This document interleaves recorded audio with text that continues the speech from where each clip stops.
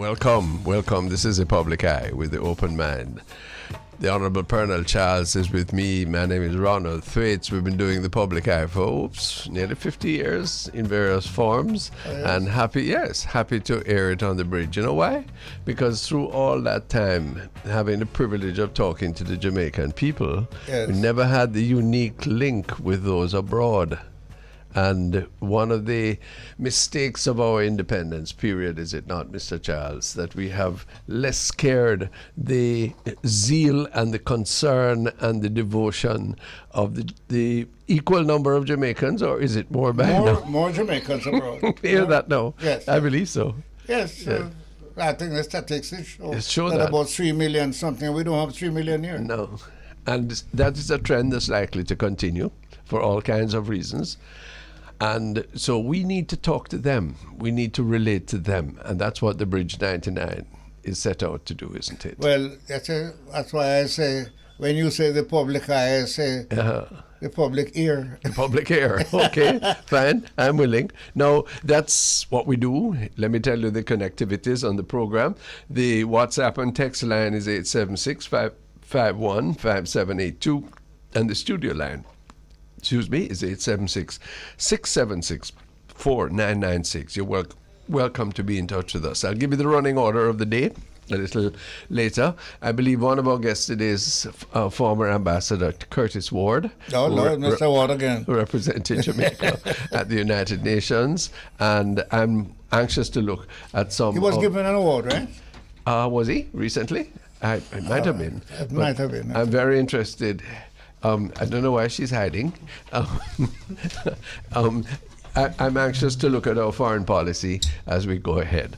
But that's for later on in the program. We always are trying to keep you up to date wherever you are on the current affairs in Jamaica.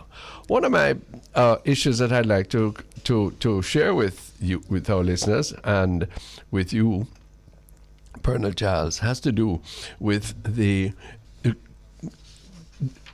a big move which has been made by the judgment of Mr. Justice David Batts in the Supreme Court, where, with particular reference to security guards. We did mention this last week, but we didn't have a chance to go into it.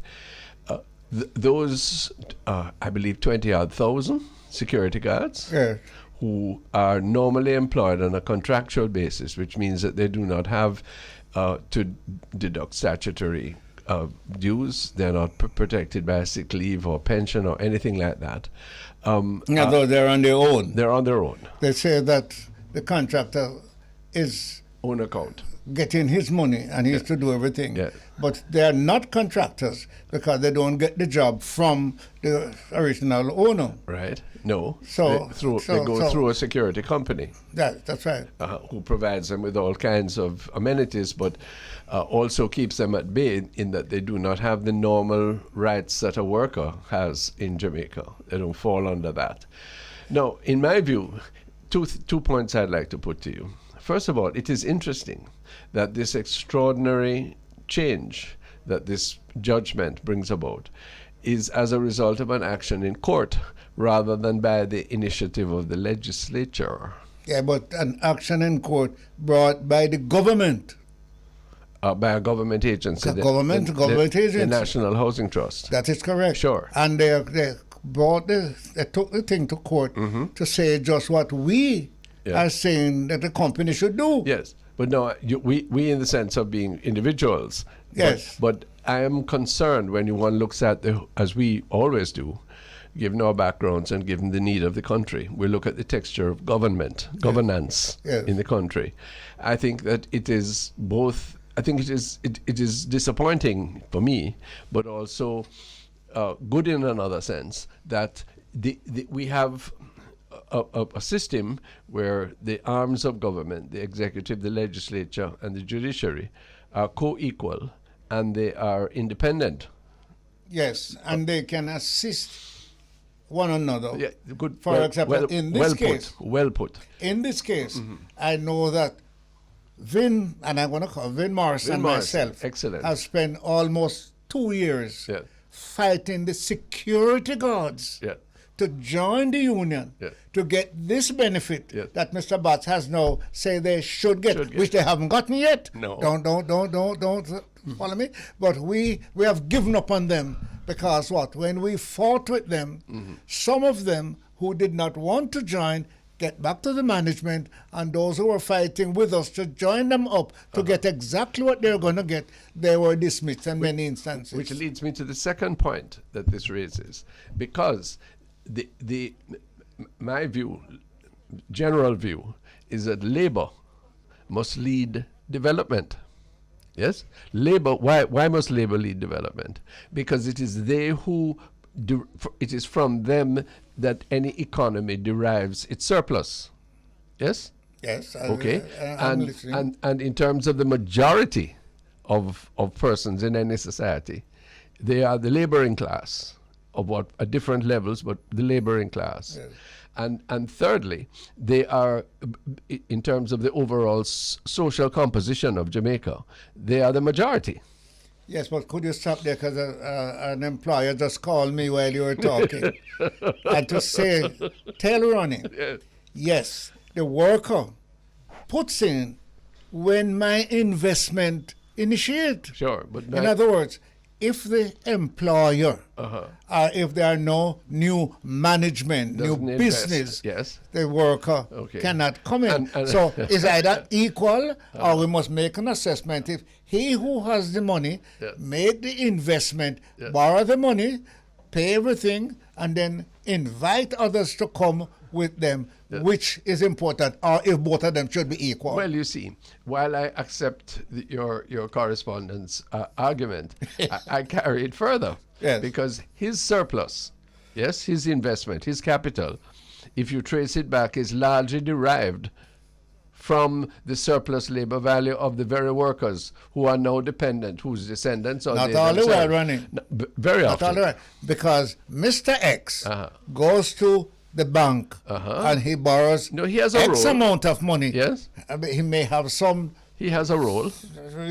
And he's on a threatening figure. Yeah. Because if there is no worker and the worker is not working and he's not making back on his investment, he is the one who dies in the middle. Yeah, I'm not trying to exclude the importance of capital. And neither am I.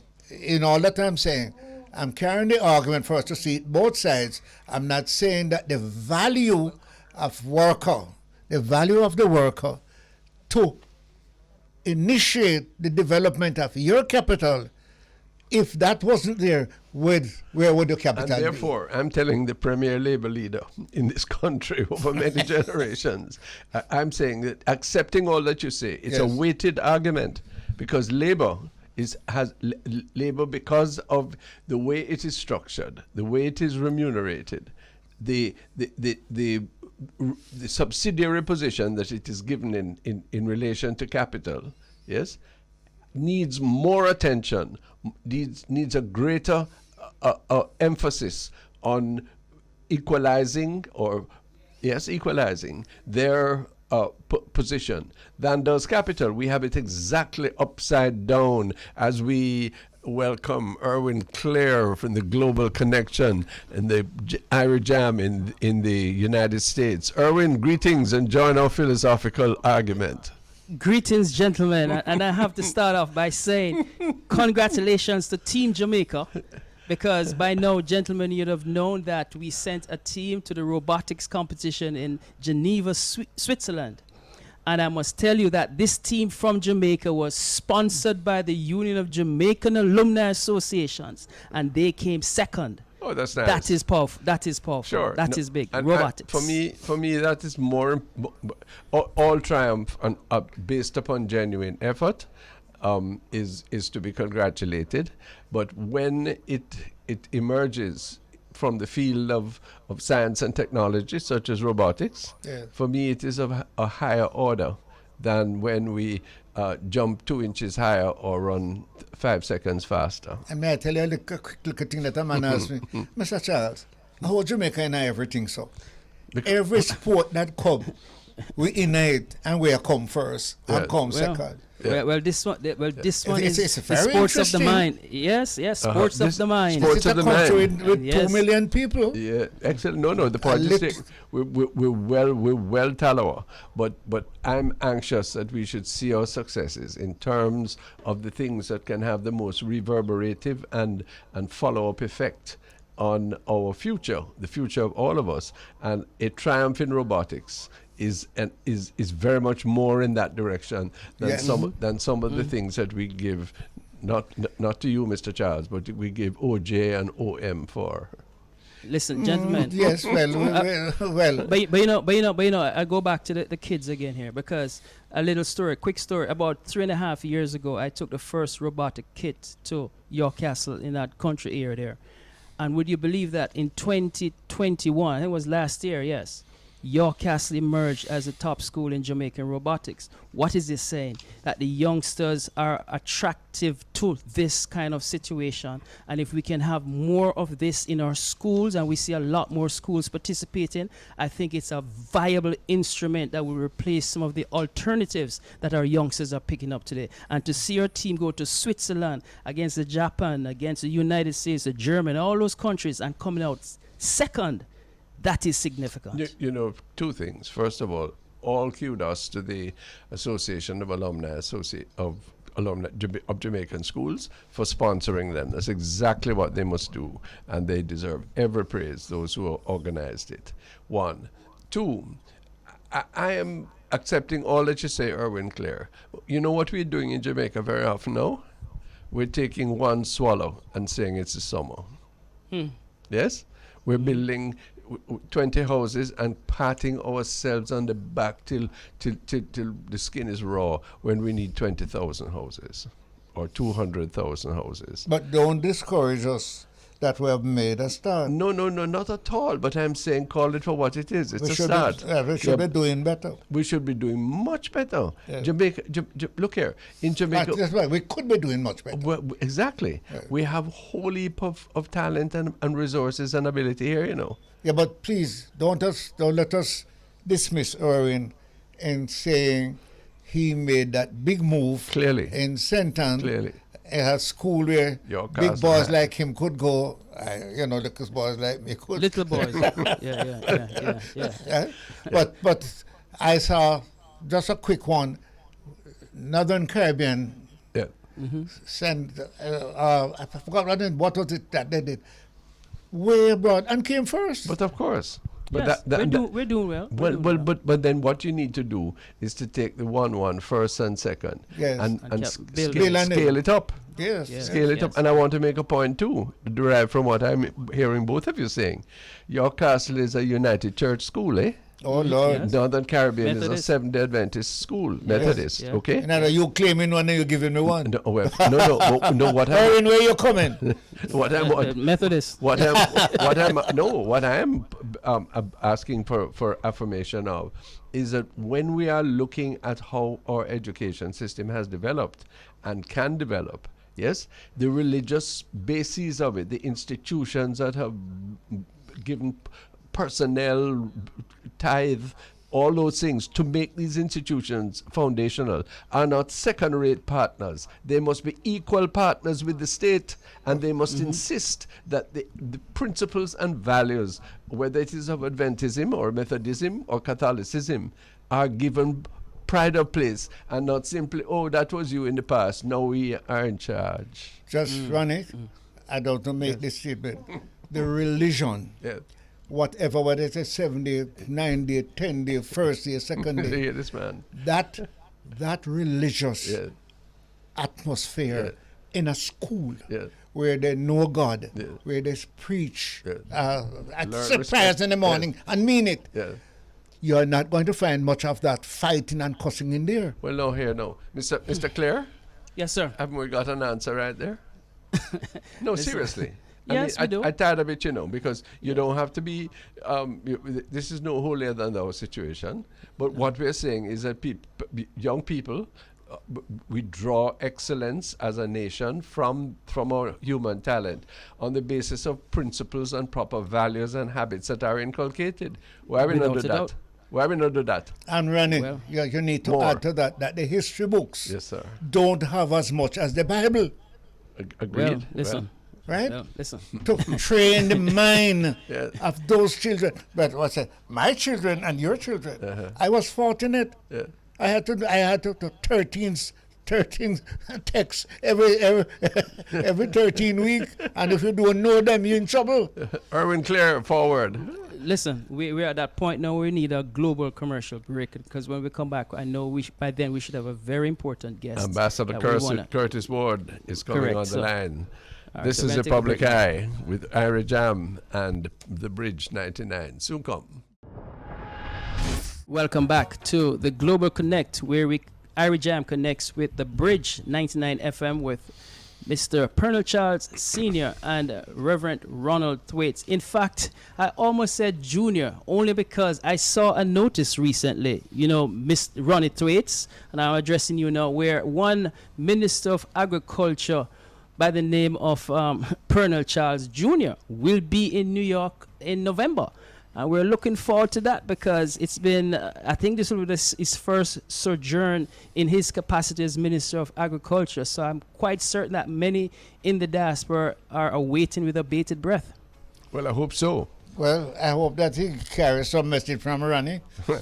Well, I'm very concerned, and had a word that I think he might want to have a say on too. I'm thinking of what the bauxite company in Yoaton is doing to the Rio Cobre. Yes. And I saw an article by Teresa Rodriguez Moody of the Jamaica Environment Trust on Sunday. And Minister has come out correctly. Two ministers, he's himself and Samuda. Mr. not Carl Samuda, the other gentleman. The young Samuda. Yes, and have stated that they were drawing down on a bond for environmental protection from the bauxite companies.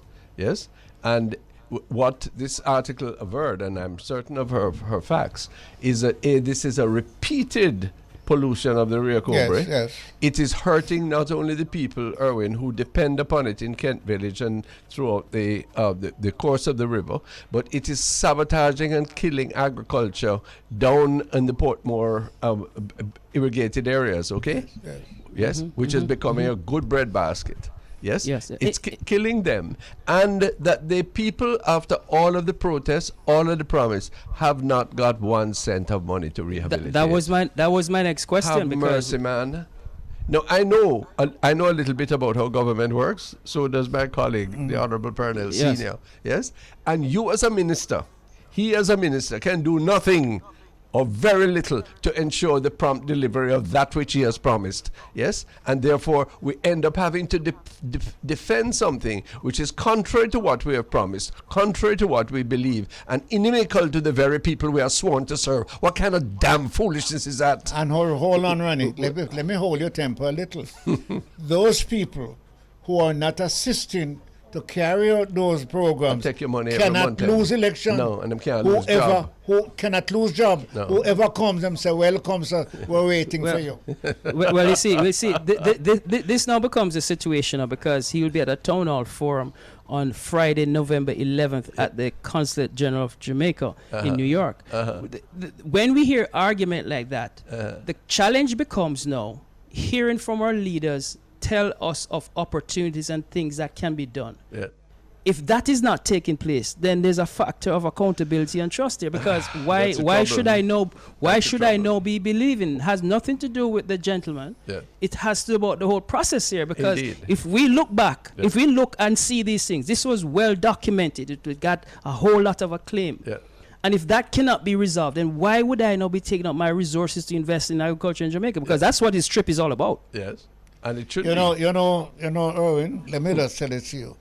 I am hurt, and I'm very glad that Ronald Thwaites has been a minister under similar condition that I have been. Let me publicly declare, and there is anybody, either overseas or in Jamaica, who can say anything contrary to what I'm going to say, please do it publicly. I have had 5 ministries. Really? I have been appointed for local government, Minister of Public Utilities and Transport on 2 occasions, Minister of Labor and Social Security on 2 occasions. 5. No, I am saying to you, I have had 4 permanent secretaries. I have never, and I repeat, I have never had the privilege or non-privilege of signing a government check. I have never dictated to a permanent secretary to sign a check on my behalf or anybody. Now I want to know, why would people say, me a thief? No, when but hold on, I have absolutely nothing. I can do nothing in that ministry without the permanent secretaries and the leaders of the ministry direct it. You tell me why are the ministers called? But let me ask you this now, because I don't know if that's like probably diversion here. Because what I'm saying is this: if all those public announcements that the monies was available to pay to farmers and to pay to all the situation, then can you gentlemen who are well entrenched and know the system, who is the one who makes the decision? Who is the decision maker here? What is blocking it? Ronnie, come on. That Ronnie. Who's blocking it? Who's blocking it? Or I should say, what is blocking it? Is it a what or a who? No, it's a system. It's a system, and we have so convinced ourselves that all of us are thieves. Can't see it, that we are that we tie up ourselves with such sargassy that it doesn't happen, and ministers take responsibility, make statements, but they simply cannot make it happen.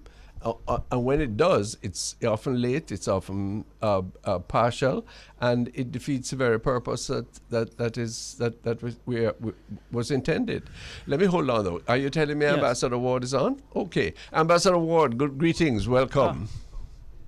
Thank you very much, sir. I'm happy to be here. Thank you very much. Wait, can you get our feedback? Get our feedback there. See if you can turn off the feedback for us. Ambassador Ward, this is a unique program. We're broadcasting with our friends in New York City and Arijam. Erwin Clare is the moderator there, and the Honorable Pearnel Charles Sr. and myself are at the Bridge 99 in Jamaica. We're really grateful for your time. We think of you as being an experienced and wise voice in foreign affairs. Indeed. Ambassador, go ahead. Before you start, though, I always like to preface it when I have the privilege of speaking to this ambassador, is that I recall back in 2000 when, I think it was January 1st, 2000, when Jamaica, it was a historical moment for Jamaica because it became now the head of the Security Council. It was rotational for Jamaica to be head. And this gentleman out of Washington, all the way from St. Elizabeth, somewhere there, country part of St. Elizabeth, became the president. It was a very distinguishable opportune time for Jamaica. You have been too generous. Well, I'm trying to understand whether it's a Jamaicanism or the St. Elizabeth business. I wasn't the president. Jamaica presided over the situation. Well, he had the occasion to sit in the seat. Ambassador Durant was the senior ambassador, the permanent representative here, and she assumed that responsibility. I backed her. Listen, that's wonderful. Ambassador Ward, we have so many things to talk to you about, but I'm going to take a step with you. I'm trying to understand why Jamaica is in an energy deficient position. We are at the vagaries of the West Texas refinery price. We used to have a very robust and opportune arrangement with the Petro-Carib arrangement with Venezuela. Some countries in the Caribbean, notably St. Vincent and I believe Cuba, are back on that now that things are reopening in Venezuela. But we continue to back some gentleman named Mr. Guaido to be the president of Venezuela and have apparently no existing relations with them that could possibly assist us in getting some concessionary price oil. St. Vincent is getting oil at 35% of the 35% reduction of the value. What is behind this foreign policy of ours, sir? Please, do you know? Well, I've been asking the same question myself as to what is Jamaica's policy with regard to Venezuela.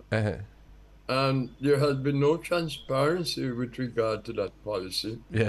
The Minister of Foreign Affairs or the Prime Minister have never elaborate on that policy. So we are left guessing. But here's the problem. Jamaica has gone down the road of following what the Trump administration wanted back in 2018, 2019, and voted within the Organization of American States not to recognize the 2018 elections in Venezuela. Yeah. And so they voted not to recognize Venezuela. But I think Jamaica will tell you that at no time did Jamaica endorse Juan Guaido, who was then the president of the National Assembly. And if the election was not recognized, as it was not by some countries led by the United States, then the re-election of Maduro was not legitimate under their interpretation. And again, under their interpretation of Venezuela's constitution, not Venezuela's interpretation, but U.S. interpretation, the president of the National Assembly would be recognized as interim president of Venezuela. And that is exactly what they did. Jamaica abstained, apparently, on that vote, but Jamaica agreed not to recognize Maduro. So listen, now, there were a number of issues with Jamaica in not recognizing Maduro, because Jamaica was engaged with the Petro-Carib program. Jamaica had the partnership in Petrojam in Jamaica, and so on and so forth. Right. So this became complicated for Jamaica, but they went straight down the road with Donald Trump and his chaotic foreign policy. And let us be clear, doing so has provided no benefit for Jamaica. In fact, it has provided detriment for Jamaica, because we end up having to pay some class of money for electricity rates and for gas when it could be otherwise. Now listen, I'm fully aware of the diplomatic niceties, which I'm learning from Ambassador Ward. But for the life of me, even if we did that stupidness a few years ago, for whatever reasons, why do we continue to cut off our nose to spite our face? Well, let me say this quickly. My God. Let me ask, Ambassador. The United States, under this president, has sent a delegation yes, sir. But we're not saying to Venezuela under Maduro, when they discover that all the oil that we need in the Western world is in Venezuela, and we are likely not to have oil from the east. So what we are doing? Well, hold on. It means that that delegation that went to Venezuela from the United States, if you are saying we are holding on, finish the statement. Well, finish it all. I don't want to finish it. You think America? They're not. You think America is going to want oil, right? And can get oil from Venezuela? Yeah. And don't get it. And the rationale behind that is that America has no permanent enemies. Politics. Well, the politics of America. Ambassador Ward, Mr. Kissinger, wasn't it the one he won this? America has no allies, only interests. Only interests. Well, probably that. Permanent interest, temporary friends. Yeah. Okay. Yeah. So tell us, Ambassador. Yes. Are you aware of this delegation and the negotiations that are taking place in Venezuela lately under this government, this Biden government? Is it likely to be a change from the Trump situation? Yes, I think it will be, but it's a political hot potato for the Biden administration. So like it's one for us too. Yeah, because the Venezuelan population here in the United States has grown significantly. Yeah. And Bob Menendez, the chairman of the Senate Foreign Relations Committee, who is a Cuban American and who is starkly opposed to Cuba, to the Cuban government, and Maduro. To Maduro, is somebody that Biden has to bring on board. Well, I saw a statement from him recently that if Maduro gives certain concessions or takes certain actions, which is the policy of the Biden administration at the moment, by the way, to establish a framework for free and fair elections in 2024, then they can move to the next stage. Sensible. But take into consideration also the Chevron, who has been pumping oil out of Venezuela for many years, has put a proposal on the table to the Maduro government. Look at that. We know, and we in Jamaica know far more in need. Mr. Biden is saying on the CNN tracker right now that the oil reserves in the United States have enough for any emergency. We cannot say that, yes? But we who had excellent relations with these people, yes? We decide to dash all of that away and continue in that folly to the detriment of the people who go to the gas pump, to the taxi man, to the commuter, and to the people who pay light bill. What kind of damn foolishness is that, Curtis Ward? Well, before you, Mr. Curtis, put this into the pipe, we're going to smoke it. Can the government of Jamaica do what you are saying? Do it to them. Now, hold on a minute. Hold on a minute. Who is independent? Hold on a minute. Hold on. You have a right hand and a left hand, you know. And you have to decide whether you want to cut off the right hand and use the left hand, or cut off our work diplomatically. I am sure that Jamaica is not opposed to the trip that has gone to Venezuela. and we have where is the so-called Venezuelan president? Where is he? We don't know. But the one that America was backing. Listen, so all I know is that whatever not happening or whatever slow to happen is causing an effect right now in Jamaica, an inflationary effect. Yes, which is unnecessary. Ambassador, we must you're absolutely correct. Before you answer that question, is it correct to say that Venezuela did say that they hold no retribution or no animosity towards Jamaica as it relates to his decision? Did I read that or understand that to be the case? Yes, I heard that too. But another question that you should ask, does Jamaica really want to reopen good relations with Venezuela, considering what happened with the Petro jam deal? Yeah. Where is the money that Jamaica is supposed to pay over to Venezuela, which we are told is in escrow? We've never seen evidence of that.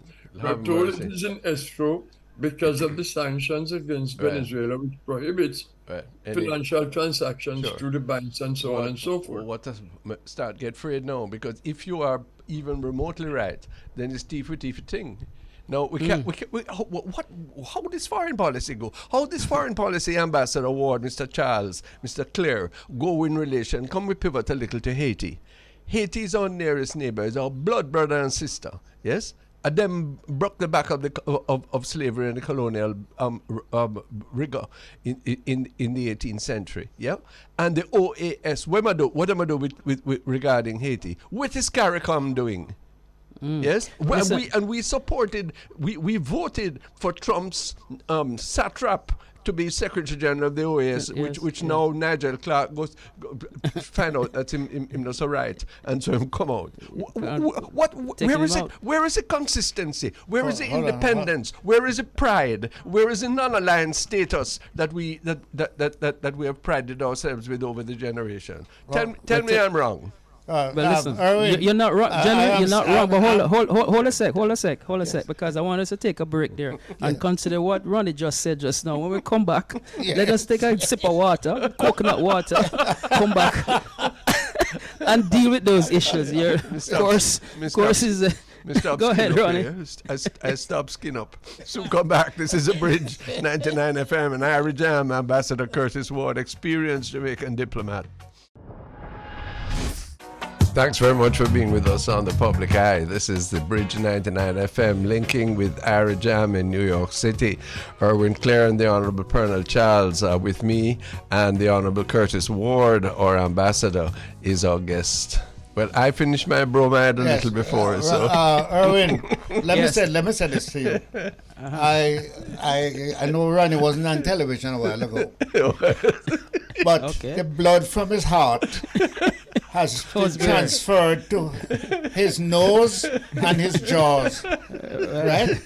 No, that means pressure is right. The pressure. I am not going to be able for him to see where my blood is. But I want to make a statement. There are thousands and thousands and thousands of Jamaicans who are living in the United States, supporting Jamaica. When the thing comes before, let us say, I'm not government, I'm not prime minister, but you and I know, Ronnie, when the thing comes before you, that you must choose Venezuela or America, how independent can you be, even though you may want to be in support of Venezuela? And what would be the situation with the Jamaicans and the Americans? Where would have you, we done that before? you don't care about it? Let me hear what Lorena said before you come back. But we've done, your jaw done that. still red. No. But we've done that before, though. That's a false equation, and we've done it before. South Africa would not be free if we didn't take that kind of position. And independence must mean something, Pearnel. And if you are going to become the acolyte of the United States in any circumstances, you better come and resign your job and apply for statehood or something like that. Ambassador Ward, have we lost our spine in terms of our foreign policy? Absolutely. But it's not just a one-word response. Because I think Jamaica has made its foreign policy with regard to Venezuela more complex than it ought to be. And I think that is because of some amateurish approach to Jamaica's foreign policy. Jamaica's foreign policy has become so transactional that we have given up on all the core principles that had guided us for decades and which gave us high standing on the international stage. Now, when going back to the early votes in the OAS and being led by Donald Trump down that road, Jamaica has gone against most CARICOM countries on the Venezuelan issue. You know, right now, Trinidad has been lobbying heavily in Washington to get a waiver to open up the agreement they had with Venezuela for joint exploitation of gas between the two countries. Really? Natural gas. You mentioned earlier that countries like St. Vincent, who has shown quite a bit of independence in terms of its foreign policy, sometimes a little bit arrogant, if you ask me, but they've been getting away with it. But Jamaica has not stood up and said, what you're dragging us down this road to do is not in our best interest. And now it has come to a head with inflation, the high price of gas, oil, as a result of the war in Ukraine, as a result of what OPEC +1 has just done with the collusion between Saudi Arabia and Russia. And here we have billions of barrels of oil sitting in Venezuela, just a little bit away from us. Transportation from Venezuela is the most cost-effective in terms of importation of oil. Yes. And we have been guided by some false notion of what can we get from the United States to go against Venezuela. Granted, the sanctions prohibited financial transactions, but Venezuela was able to work out other arrangements with those countries who violated the sanctions. I'm not saying Jamaica should have violated the sanctions. I'm saying Jamaica should have spoken out. Jamaica should have let its vote in the OAS demonstrate its independence on this issue. Of course. And what is in the best interest of Jamaica. And by the way, I would like to just make it clear, nothing that I have said or am proposing indicates any support for the manifest abuses of the Maduro regime. Correct. Not at all. What we're talking about is Jamaica's interest. In my view, the Prime Minister should have sent the Minister of Energy with a letter to Maduro indicating an openness and a willingness and thanking him that there are no recriminations against us and asking him if we can as quickly as possible negotiate Resume, one, the payment of the money that we have for them for the shares in Petrojam, and two, renegotiate the Petro-Carib on terms similar to that which St. Vincent and other territories are negotiating. That is leadership. That is independence. Yeah, but that is not servility. Hold on, but you don't know if that has happened. No, I don't. Hold on.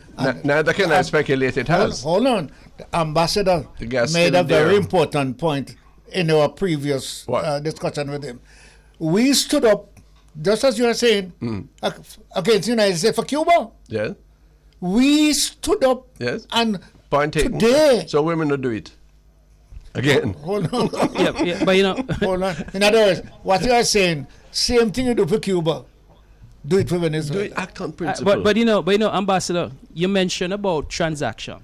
And usually when you make transactional decisions, because advantage. You give something to get something. What did we get? Nothing.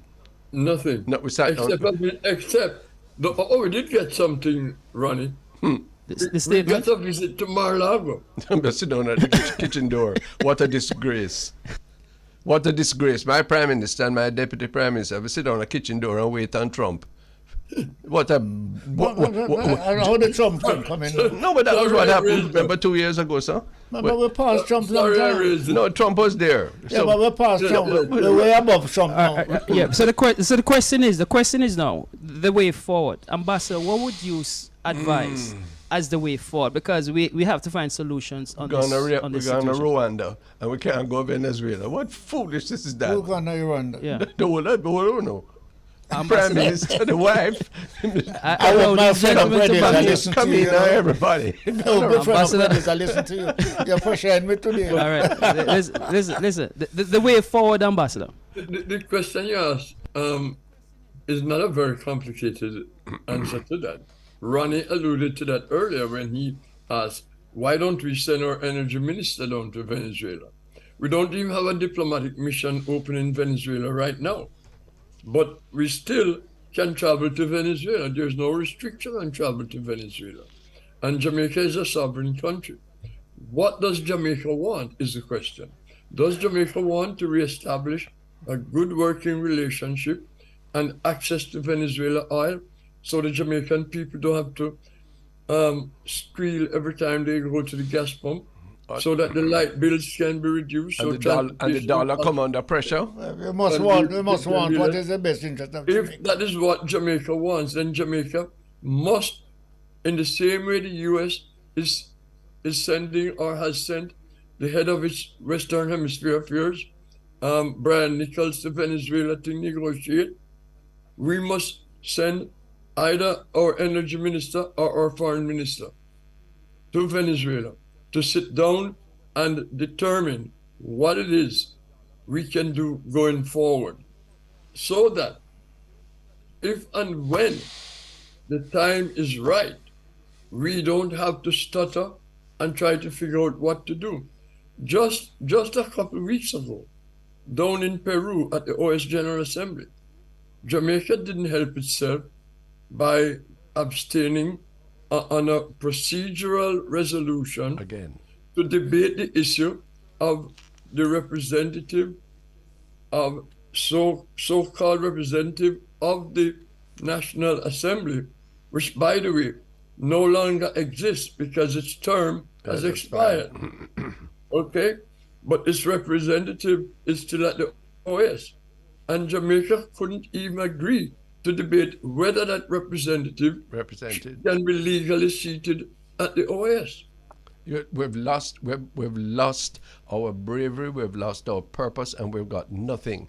I am contrasting by the news this week. Have you noticed that Guyanese who want to go to England no longer have to get a visa? Yes, you know why? Why? Because I have something to trade. No. Because the people are saying, not necessarily trade. What is it? The Guyana is now in a position Yes. that you don't have to leave Guyana to go to look at it in England. So they can open up But if you open up and put a ship down in downtown, the ship is sinking in the sea. But hold on, sir. Because we jump on to go. But we are the same people who make them rich. We are the same people who go in. No, it's not who make them rich. It's because Guyana become rich. No, Why they are. I understand, but I'm speaking about the practice and indeed the principle of using interest and watching how people seize their advantage. Yes. And the financial interest. And our situation is as flat as ever. All we're doing is go on and look over our shoulder. But Ambassador Ward, before you say, I like a statement that Pearnel just made, that if you put a ship in Kingston Harbour, it would sink because of the amount of people who would be fleeing Jamaica. The key word here is fleeing Jamaica. Yes. Why? We must try to answer that question. Why? Yes. Got you. And also it has been so from I was leaving here in the 1960s. Even so, the answer still is why. A word on Haiti, Ambassador Ward, before you go, sir. Haiti is to say it's in bad shape is an understatement. It has not been in such a condition that I can remember, because the gangs in Haiti control lots of things, including oil supply in Haiti. And they murder, they maim, they rape women to drive fear and control over communities. Now, the Prime Minister has asked for an international security force to come into Haiti. Yeah. He has opposition in Haiti to this.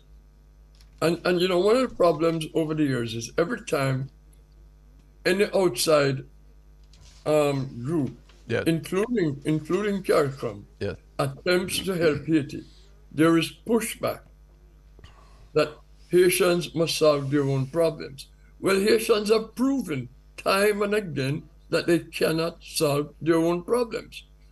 And the humanitarian situation in Haiti is dire. Yeah. And we could see a flood of people fleeing Haiti to Jamaica, elsewhere in the Caribbean, and wherever they can go. Yeah. Because the humanitarian situation, the cholera outbreak on top of everything else, without access to fuel, without access to any form of security. Just this past week, the US and Canada jointly sent a shipment of arms and equipment to the Haitian National Police. The UN Security Council is currently working on a resolution to send a rapid deployment force to Haiti. My guess is it's going to succeed in the Security Council. I don't believe Russia or China will veto it. They are likely to abstain, but given the situation with Russia at the moment, it's a gamble to even predict what they're going to do. But Haiti needs help. CARICOM apparently does not have the capacity to help Haiti. But the humanitarian situation caused by the gang violence, the ineptitude of the political leaders, the division among the political leaders in Haiti. I want to take you up on one thing, Ambassador. You say CARICOM doesn't have the ability to assist. What are we good for?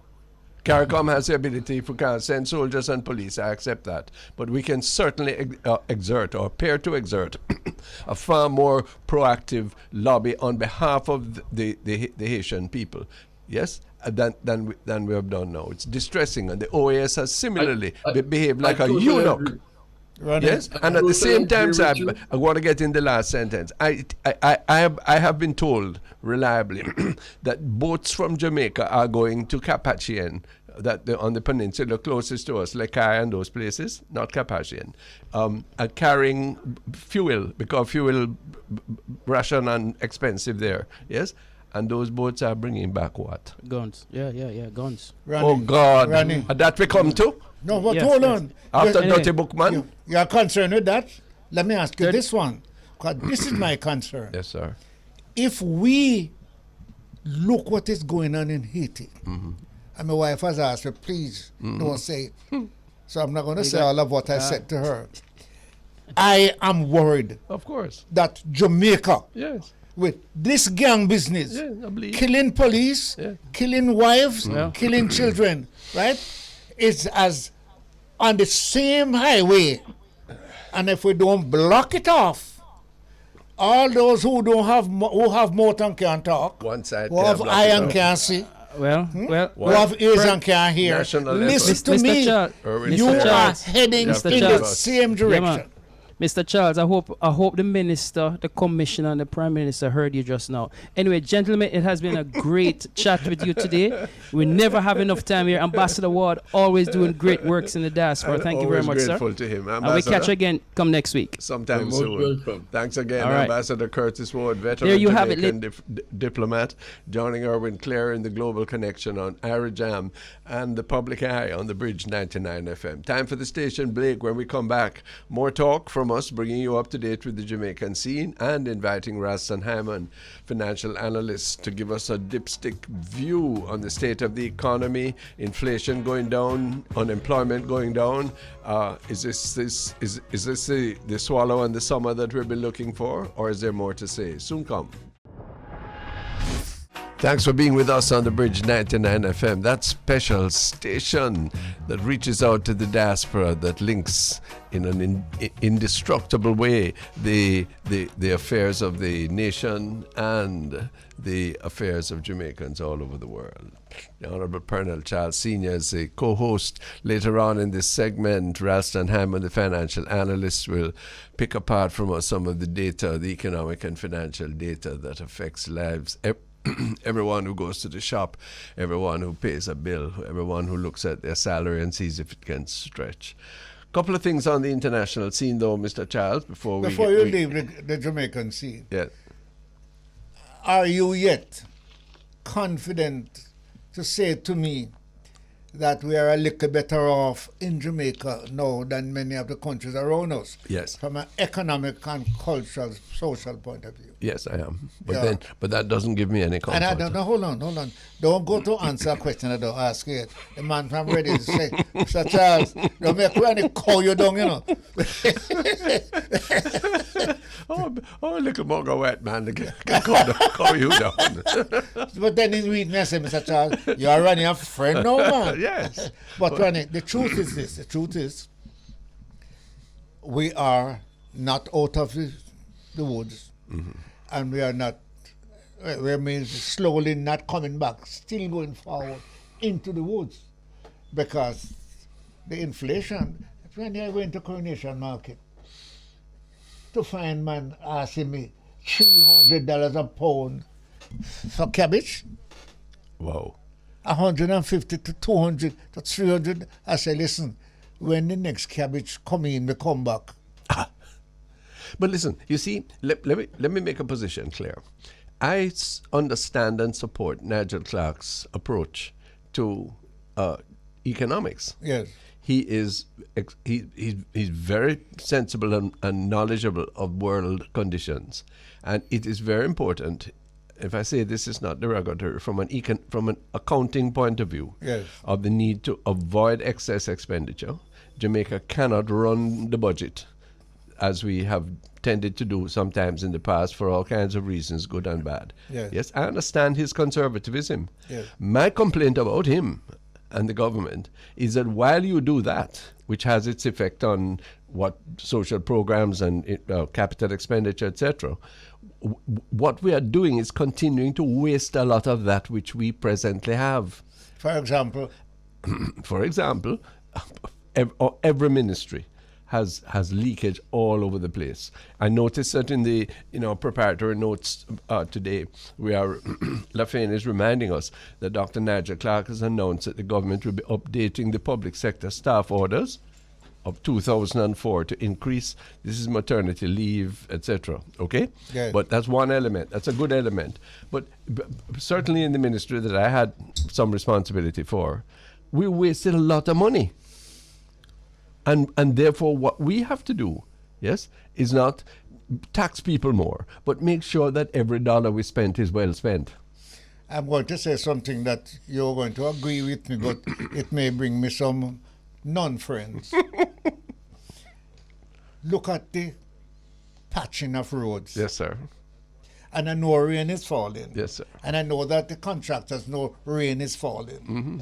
So if rain is falling, can you use marl with black oil to patch pothole? You see that now? And the pothole you patch, the patch come out back before the old road. So something is wrong. Yeah. The supervision for the patching of roads need to be updated.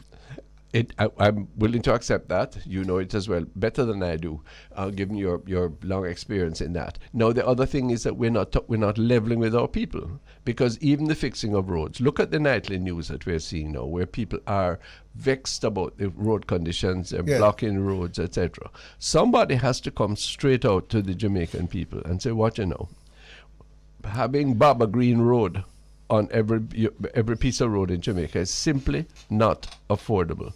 Come, we give you a good chip and spray or a good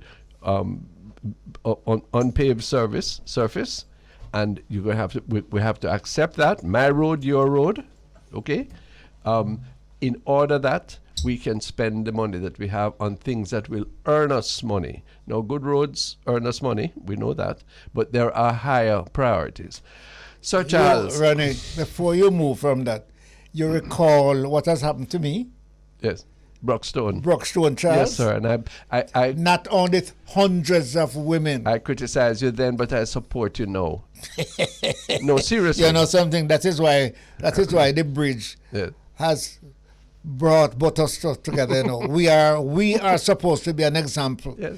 I am open on that. You're not as black as I am. You're brighter than I am. Right? Listen to all that. And you're a PNP and I'm a JLP. But we are Jamaican. Of course. And we are intelligent enough to know right from wrong.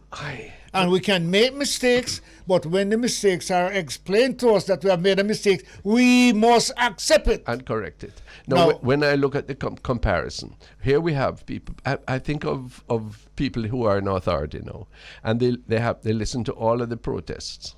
Okay, the poor members of parliament, you and I know, it's very difficult. You could a member of parliament, but if you don't have a special friend or you're not in a particular line of priority, to get a road fixed in your constituency is very difficult. But then hear what we have about the Ministry of Health this morning, where the Minister of Health and the head of the Southeast Regional Authority are obliged to tell us that there is an MRI machine, that's a standard diagnostic tool now, at the Kingston Public Hospital, hasn't been working since 2018, 4 years, that we now learn that after the fiasco, I'm sorry to use the word, but the fiasco, as people see it, of Cornwall Regional Hospital and the cost overruns there for all kinds of reasons. Yes, we now have to look at billions of dollars for KPH. What are our priorities? What are our priorities? Pretty Barbara Green, what Nigel, let me tease him, called Kiapit. Is that our priority? Or our priority is a decent healthcare system? Hold on. I was visited by my daughter last night. Okay. And one of your many medically esteemed daughters. My daughter's a dental surgeon who's a member of parliament. Oh, yes. And her eyes look wet. I said, "Are you crying?" She said, "Daddy, the big road is not working out right. Yes. And the small road haven't started to work on. Oh. What are the people going to think of me?" I say, "Go and speak to the people." Yeah.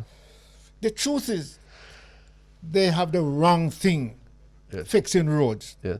The roads that are surviving, they're the road that in the 1980s, I gave women the same price to break stone, give them hammer. Michael Manley told me before he died, "Pearnel, had I known what you know, I would not have led a demonstration against you." Look at that. Right? Really? That's history now. And I am not lying on him. No. I said, he asked me, he said, "What caused you to bring Brockstone to my women them that they must sit down on top of it and people sit them. I said, "You know why, Mike? I am a country boy. I throw a stone out for the women, and we spread out the stone, and we get Christmas money. And every one of us, there was no roller to roll the stone in, but the road stayed there for years. Yeah, pack up, pack down. You put marl on your road and spray black oil on it, and as the rain come down, black water run off. Kick up. He said to me, Pearnel, if I had your experience, I would never have done that. So I'm going to take you back before Ralston comes in, because it is the sharing of that kind of experience. It is that is the kind of settled relationship between people who have the discretion to spend that will mean that we don't waste. In the education system, we are spending $3 billion a year to keep teachers out of the classroom. Bruce Golding I don't want to explain that. To keep teachers out of the classroom. Yes. We give them. What do you mean by that? We give them a extensive long leave, and we have to replace it at the same time. $3 billion is a. Was the teachers alone? No. The rest of the public sector. Got you, sir. I could give you so many instances of vast amounts of inefficient expenditure, but the problem with Mr. Holness and many of us when we are in power is that we really believe that in time we can make the difference. We can do it ourselves. We can't. We can only do it if we join together. There's something else we believe. That if we try to do it the way you and I are saying it now, we'll be out of power. No, we will have to share power. No, we'll be out of power. Yes. Well, because the political system that is required to make it what you and I want to say now, right? Don't keep you in power. Okay, but then let me tell you, I would rather share power, not be out. But I would rather share power and achieve more than hold on to the power and achieve less. Yeah, but the system...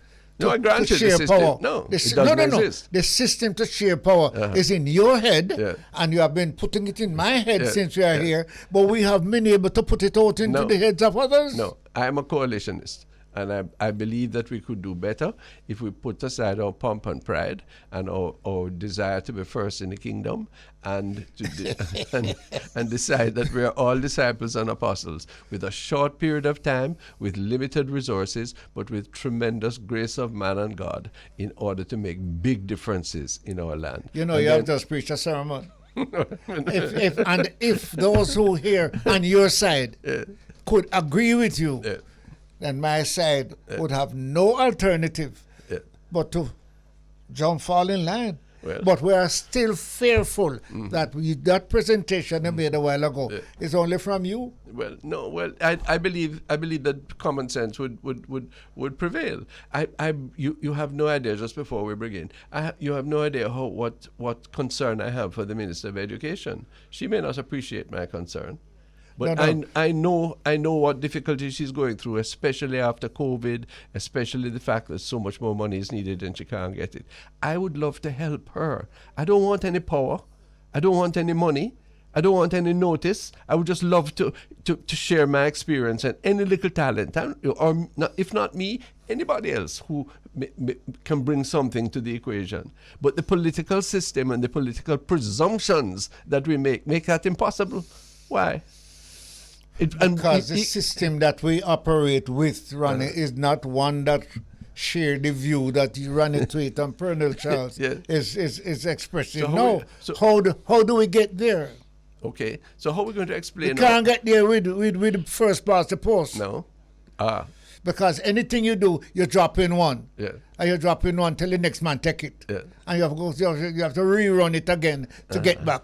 That is a system. It's a problem. So that is why I think we have a consistent line, which I think we are getting more and more interest from others on. We have a consistent line that says, look here, we really have to look at the overall system. We have to do it soon because Jack Kingdom gone to waste, and we're in danger.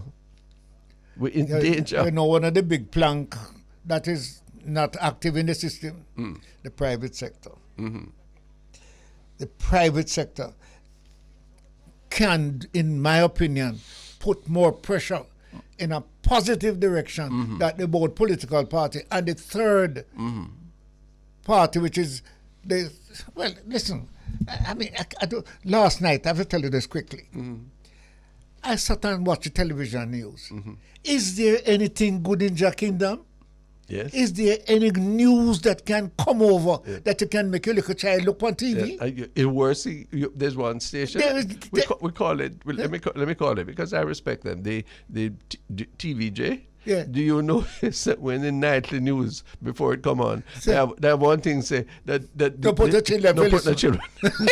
No, but a shame. You mean the nightly news of the nation that these children are supposed to be engaged to help them in classes, help them and grow them into citizens. Maybe too graphic for them to watch. You know why, Ronnie? Oh, God. And let us say to them now, it cannot be that the only news you want to put out is who killed who, which gang killed who, which policeman killed this, and which that. And once coming back to talk about the policeman, I'm not going to allow you to go away today and we don't say something about that policeman. I saw it last night.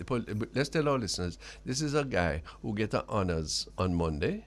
Yes. Tell me, at King's House. Yes, in borrowed clothes. And he get the honors because he braved a dangerous situation some time ago, he and another person, to save the life of a policeman who had been shot. Yes? And thrown away in the bushes. Thrown away in the bushes. You like him said that, it said to the policeman, me not touch you, because my finger going to upon you. And next thing them going to say, it's me doing. He said, no, it's not you. Look in me clothes, you see my ID. Yeah. What a brave man. And the man did it. And the man is still lying down in bushes. Sleep in a bush. And a mattress. Yeah. Well, let me tell you something. Yeah. I am prepared to share my dinner with him. Yeah. And I'm prepared to give some of my money to him. So am I. Well, we have thousands of police. Save one policeman left. They have all sorts of support in the police. And I don't hear nobody leading a team to give a man a house. We're going to go to Food for the Poor to look a house. No. Why? Yes. Quite. You're going to go to the Ministry of Labor and Social Security. Yeah. Even if you lead a team there, you will get support. So we are calling on the Police Federation to lead an effort by themselves and with the effort of government and whoever else to ensure that man who is a hero towards the police and towards the nation does not continue in his want. How can a hero live homeless? I'm running. Listen, it's not the police alone that is saved that is important, you know. No. That alone has sent a message, of course, to many of us, people. You and I, and our children. Yeah. What a good little man, sir. And we must help when somebody is in danger, not take picture. It's time for a break on the Public Eye. Thanks so much for your company on the Bridge 99. There's more to come. Stay with us. To welcoming Ralston Hyman, but before we do, Sir Charles has been noting that the United States has offered limited but broken ground, offered some assistance, humanitarian assistance to Cuba, who have been ravaged by the hurricane. Yeah. That's a breakthrough. Well, since even to look at it, I think it's a testing of the anti-Cuban situation, particularly in the Florida. And Florida has its problem. I hope that Florida understand sending away all those people all over the world. Yes. Right? Yes. And what has happened there, you better get yourself to understand that there's a bigger force. Yes. Right? But I am glad to see that although they're trying to explain, say, look, it's for this and for this and for that. Never mind. Symbolically, it's a start. I'm glad you raised it. Ralston Hyman, greetings. Greetings, Ronnie. Greetings, Sir P. How are you doing? Well, thank you. Missing you on Real Business, but actually grateful for your input on this program from time to time. Okay. Ralston, the news yesterday from the Statistical Institute. You always tell me that they are the reputable reporters on the state of the economy. Inflation seems muted. Unemployment is going down. The exchange rate is kind of holding. We're still importing more than we can afford. Are things settling down, and can we look for a brighter future? Well, let us start at the beginning, because one number that the stats never gave you was the fiscal numbers. Now, for the period April to August of the fiscal year, the Ministry of Finance collected $297.8 billion in taxes, revenue and grants. They had budgeted for 266.9 billion, so they collected 30.9 billion more than they expected. They spent 299.86 billion. That's 2.8 billion more than the 297 billion that they expected. The fiscal deficit, the difference between what they spent and what they earned, was 2.1 billion, where they budgeted for $30.5 billion. And the primary surplus, the amount of money that is set aside and available to service the debt, was 56.636 billion, when only 27.182 billion was needed. The garbage trucks are not here. The JUTC has very few buses. The problem at the Kingston Public Hospital is getting worse. The country's road network is not being maintained despite all of that. So that's one. On the other side, we imported 3.8 billion for the first 6 months, but we only exported 801 million. We imported 1.2 billion in fuel, raw materials 1.1 billion, 902 million in food, 312 billion in heavy equipment, 198 million in cars, and all we exported 491 million in manufacturing, 118 million from mining, only 41 million in agriculture. And what that is saying is that our entire exports could not pay for our food bill alone. Right? So that's a very our serious entire exports could not pay the food bill, the food import bill. You'd have to put 101 million on it to pay the food import bill. Could you tell me something? What part of that import bill goes to tourism, the millions of people that are coming here? Well, there's not that desegregation, and that is why I'm glad you mentioned that, because if you are going to bring more people here, it means that you'll have to plant more food to feed them, or you're going to be importing, and that will be negating the money that we get from tourism. So the net returns would have been less because you'd have to be spending back the money to import food. That is why we should be providing enough food so we can feed our visitors. So yes. Yeah. But we are getting money from them to import. So if we were producing the food here, that would have been a big boost. We would retain that money. I would have more jobs and more quality jobs, and the guys in the rural areas will be running up and down, scamming and doing all kinds of foolishness. Have we got one last thing? Sure. But do you understand that this is a very ticklish industry? One symbol, one thing can happen. And if you have food and don't have people, you're in a problem. No, but if we have the food, we could also use it for domestic sources. So if you're going to bring more visitors here, you'd have to plan to feed them, or you'd have to use more of the money that they generate. Food. So it becomes a zero-sum game. And you have to sit, Ralston, as a member of the cabinet, and I said, Ralston, to bring people here, more people, and take some of what money they get to bring food, which is better than to provide the food here and the people don't come. No, but you're not going to do that. You're going to do a sensible forecast. So, I mean, this thing is based on forecasting. So you're going to do a sensible forecast. Okay. What's your retention? Where the people come, and then you have to be shelling out more foreign exchange to buy food, because that means that the retention that we get from tourism would have been less. The retention was already low at 41%. It is getting lower and lower. Yeah, Ronnie, go ahead. Okay, no, that's a question, because if we're only getting 41 cents out of the dollar kept from tourism, we have to make, this has been settled policy for a long time, but it's eluding us to effect. We need to we need to bring that up well above 50%. Yeah, Dominican Republic and those places are doing 55 and 60%. Whoa. What section of our industry is the rest of that money going to? It's going out.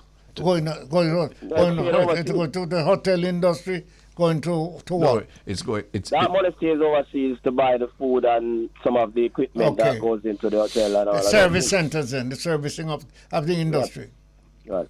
No, but if the comparison you give with the Dominican Republic, for example, that they're getting 10% and more retained over us, we need to aspire towards that and get it done. Correct. Their food sector and their manufacturing sector provides more of the inputs for the industry than we do in Jamaica.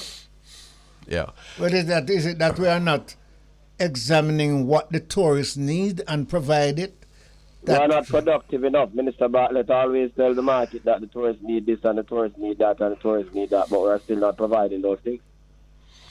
But Ralston Hyman, what about BPO? Because many people would say, yes, tourism is fickle. The remittances can be flexible up and down, but the BPO seems to be on a run, and obviously it's providing good entry-level jobs for thousands of people. Ronnie, there are only a few local BPOs like Jan Epstein's Untitled BPO. Most of the BPO are externally owned, so the money goes overseas too. So what we get is a labor. Just to pay the salaries and the light bill. And the salaries are limited. Very low. Yeah. So where do we stand then? I mean, are we when we look at the future, what's the prospect? Where are we going? All right. Here's another problem. The Federal Reserve Board, I'm going to bet you any amount of money, they are going to push their benchmark rate to between 4 and 4.5% by the end of this year. There's no doubt, there's no if, there's no maybe. Our governor of the central bank says that he wants to maintain a spread of 4 percentage points between Jamaica's benchmark rate and that of the Federal Reserve Board in order to prevent capital flight. Explain that now. So if the Fed goes to 4.5 or 5%, then we'll be at 8.5 or 9.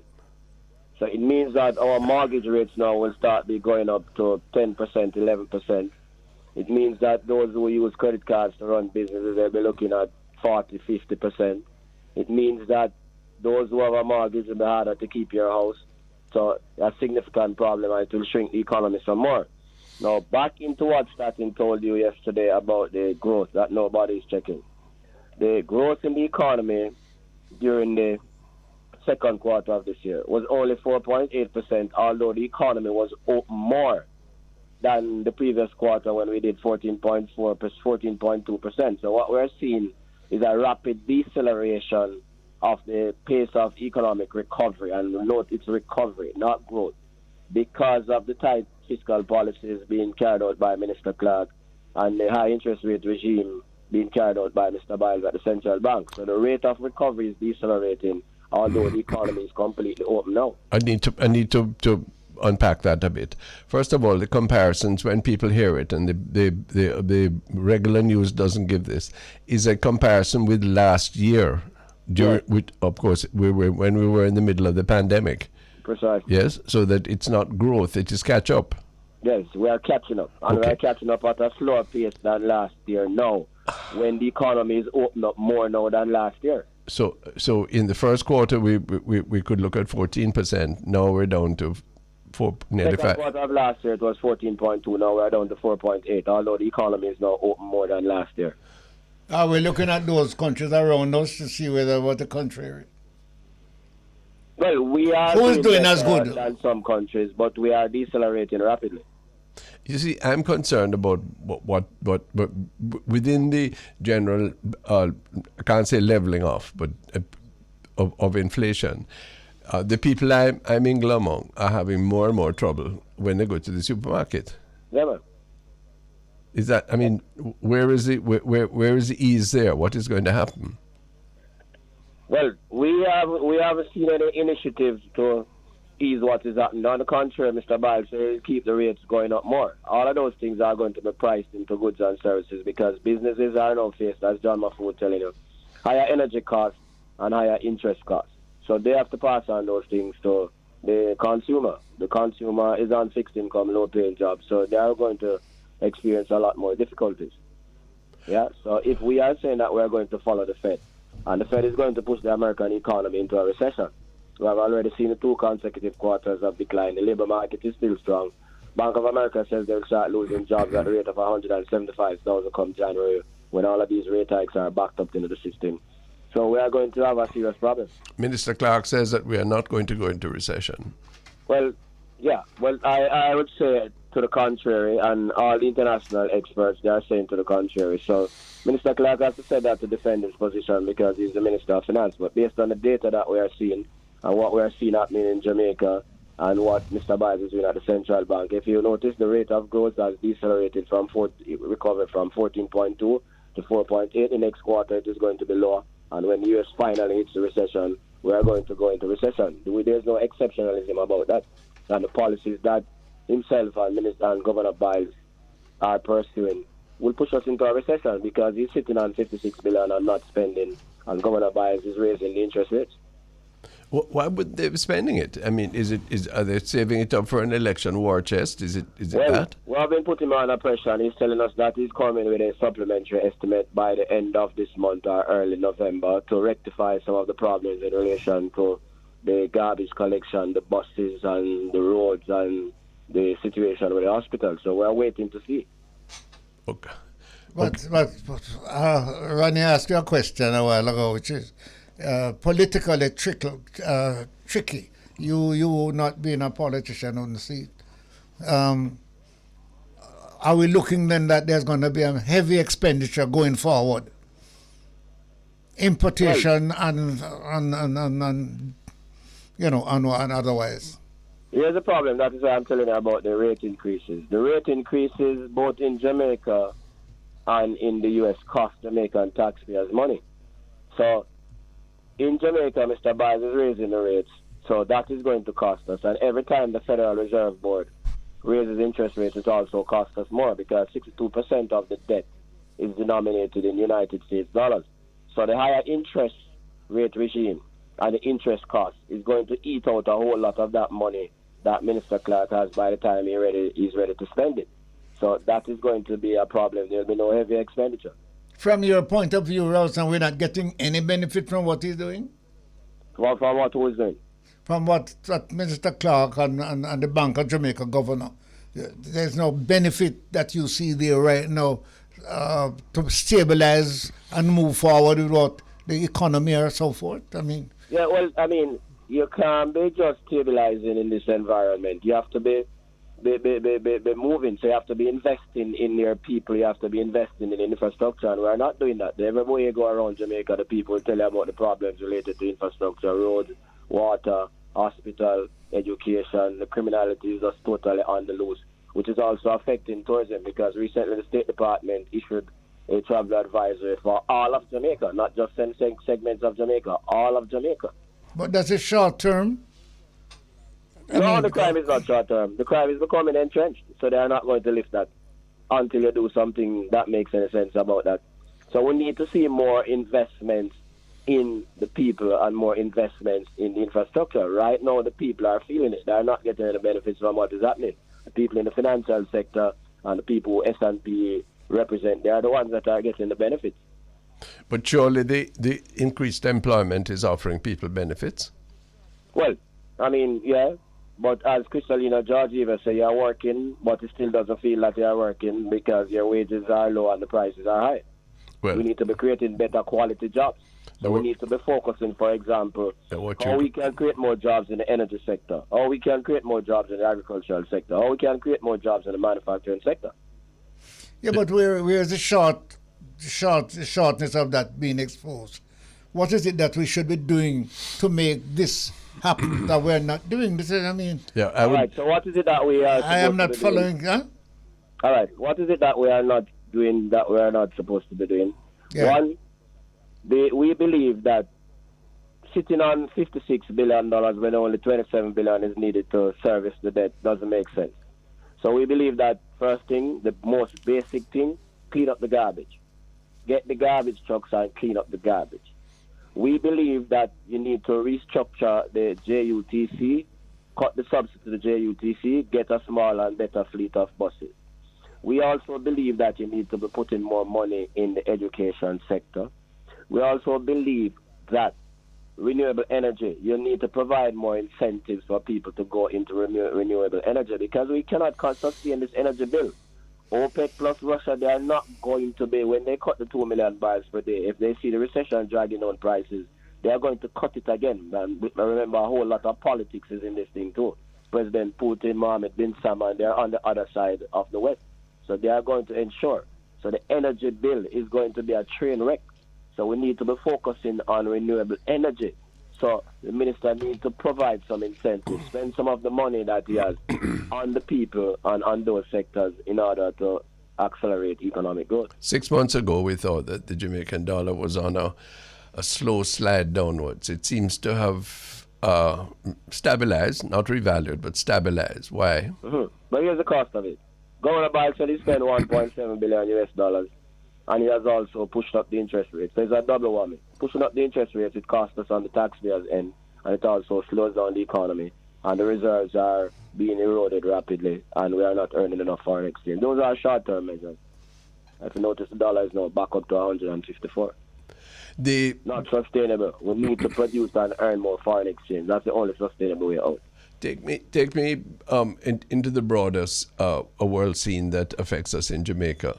Kristalina Georgieva of the fund was saying recently that the worst is yet to come. Do you agree with that? Of course I agree with that. That's what I'm telling her. Because if the Fed goes to 5%, it leads to the American dollar is already up by 20% against all international currencies except the Jamaican dollar. And that's happening because we have hiked the interest rates and utilized the reserves. The more the Fed goes up, it is the greater the problem for developing countries, because all those countries which have a US dollar denominated debt, they'll have to find more money in order to service the same debt unless they export more. But if they are raising their interest rates to follow the Fed, they can't produce more to export more. That is what Mrs. Georgieva is talking about. This is a serious problem. Well, and she doesn't seem to put a time frame on the relief of that situation. Because we can't see it. We can't see the end in sight, because people like Lawrence Summers tells us that, and that's the top boss in the field of global economics. He has been telling the Fed and Biden for a long time that inflation is becoming entrenched in the American economy. When you're talking about transitory and those things, you are delusional. And he has been consistently saying that they need to push the rates to 5%. He says that this is a 5-year exercise. Is inflation becoming entrenched in the Jamaican economy? Yes, of course, most certainly. When the central bank started to raise rates, let us remember this thing. Inflation was at 8.4%. After 6 rate hikes, we are still at 9.3%. Similarly in the US, when they started to raise interest rates, inflation was 8.2%. The Fed has gone 5 rate hikes, 3 of them jumbo 75, and we are still stubbornly at 8.2%. So as Larry Summers said, this is a multi-year exercise. And it could get more complicated, because based on what Xi Jinping said on Sunday, this thing could become more complicated, because apart from the zero COVID tolerance policies, which shuts down China, which is the factory of the world, he's also saying that the mandate he got from the Communist Party is to retake Taiwan, even if it means using force. Wow. Which creates the instability at every level. But let me just tell us something about the private sector now. What role is the private sector expected to play in what you are criticizing that the government is not doing? And can the government do it without the involvement of the private sector? Right now, there's a problem between the government and the private sector, because the private sector people are saying that they believe that the interest rate policies are nonsense. They are saying that it is costing them too much and preventing them from producing. They want the central bank to lay off the interest rate hikes, and the central bank is holding firm. And do you believe if the interest rate was lower, what would happen to the the rest of us? Inflation would increase. They'll be able to do a lot more if the interest rates were lower. They say they'll be doing a lot more if the energy costs were lower. But that's a rather than collecting all of these taxes from energy and sitting on the money, they are saying that Dr. Clark should either reduce the tax or use the money to do some of the constructive things that would stimulate the economy: renewable energy, investments in infrastructure, investments in education. But that's not short term. No, but I mean, if you collect the money in taxes and sit on it, it means that you are contracting the economy. You collect the taxes from taxpayers that they would be able to spend, and then you sit on it. If you want the economy to keep on moving, then you'll have to pump it into something. Pump it into the roads, pump it into education, make the choice. I am very surprised that the level of tax compliance is as high as it is, Ralston Hyman. Okay. Well, that's what we are seeing, because a lot of it is coming from the special consumption taxes on fuel. The ad valorem tax and the special consumption tax, that's where most of the money is coming from. So that bleeds the consumer's pocket. it's like an additional tax on them. And if you take that money from them and don't spend it, then we are getting poorer and poorer, and they are getting poorer and poorer. And then the private sector is now faced with higher energy costs, higher interest costs. They are saying that they'll have to start letting go some of their workers because they can't afford it. John Mahfood has been screaming and they have been ignoring him. We see Keith Duncan, who is normally a mouthpiece for the government, joining now too. I don't know if you'd want to say, Ryan, but Ralston, but what area of investment is pushing and asking for more from Bank of Jamaica, more that can short term? Because let me say this now, it's all good and well to look towards the development, but a development that cannot carry the people with them over a particular period of time, it's chaos. Mr. Trust should know that. Eh? Yeah, so the point we are making, agriculture needs more investment. Domestic and export agriculture need more investment. Ralston, that goes without saying. Yeah? Ralston, even agriculture, right? Even agriculture takes a minimum of 6 or 7 months. Right, that's what we're talking about. Yes. Yeah, but better doing that rather than doing nothing. But the consumption factor, how much food are we importing for the tourist industry that we could produce here over a short-term period? We haven't seen any breakout. The total bill is 902 million. So whether you produce it for the tourists or whether you produce it for domestic consumption, it's still a saving. You could save that foreign exchange and you could create more jobs for Jamaican people. The classic economic policy or theory of reducing taxes to the very wealthy and stimulating the investment, that has crippled the Conservative government in England now. But it seems to me that we are on a similar trajectory with similar results, but not the same fallout. The major objective of neoliberalism is to undermine the state in favor of the 1%, the people in the private sector, particularly those in high finance. Same thing happened in the Republic of the United States of America, and that is why Lawrence Summers was always saying to President Biden, one of the ways to deal with the inflation is to tax the rich. Well, but the truth that inequality, if we were to look at that Gini coefficient in Jamaica recently, which has been some time, what would we see? We would see breaking out, a further wider and wider, and that is why the country is getting more hostile. Back to the news that you're talking about, Jan Sturpey. Yeah. The people in the media will tell you that we have to report what we see happening. And what is happening is that the Gini coefficient is getting higher and higher, the gap is getting wider and wider, and the people are getting more frustrated and more hostile, and the media say we have to cover that. But is money cheaper? Let's look at the private sector, those who are investing and producing sufficiently that we would want to be in. Tell us, I mean, money has to come from the Bank of Jamaica, it has to be Jamaican money? Or can we get something else for another sort of investment? You're a Jamaican investor. Money is tight everywhere in the world because the world is on a high interest rate path at this particular point. Right. So they can't just go and just get money from overseas. So they would want to rely on local sources for cheaper money because money is not easy to get in today's world because everybody is on this path in terms of high interest rates. So it's not just as simple to mobilize investments from abroad. It's not that simple. And then again, with Jamaica's problems in relation to crime and infrastructure, it is not easy to mobilize foreign investments in this environment. So that is why we also need to improve the environment. So why do you believe that if interest rate falls here, that money would be taken from us to put into our business to improve our situation? Well, that would be one cost for the businessman that would be reduced. So when the businessman says, boy, I have to deal with high interest rates, I have to deal with high energy costs, I have to deal with poor infrastructure, I have to deal with the criminality, the hurdle rate is just too much for him. We need to wheel and come again. We need to look at those things. Let's just summarize. Alternative energy must be a priority. Yeah, top priority. Increasing agricultural food production, secondly. Thirdly, looking again and spending money within education to try to upgrade the skills that are needed to retain foreign exchange and to advance the services we offer. Yes? And we don't even talk about the stanching corruption and other which is also very important. Reform of the of the public sector, where a lot of waste is taking place. I'm putting one item on the agenda for us to ask Ralston to talk to us about. Tell me. National mean all of us. Production, both in the private and public sector, but more so in the public sector. You got an agenda. I've been hearing some things run it. I wouldn't speak on the air because I can't back it up. No, but there is a considerable concern there. That can be part of the agenda next time you favor us with your presence. Ralston Hyman, thanks so much.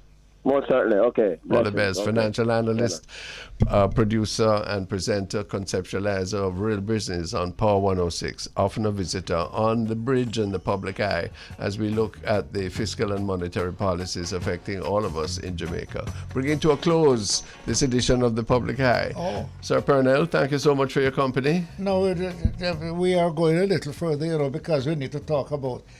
I have been instructed. You have been. To advise you, not you personally, but others, that there's no importation of yam from China. Scurrilous, ridiculous. How we could do that? I want to know, how can somebody put that out? Print Chinese name in such... For what? Such way. And it's not malicious. Indeed. Well, I'm with you entirely on that one. Thanks, Lafayne. Thanks, Jeffrey. We make way for the one and only Nicky Z on the crossover.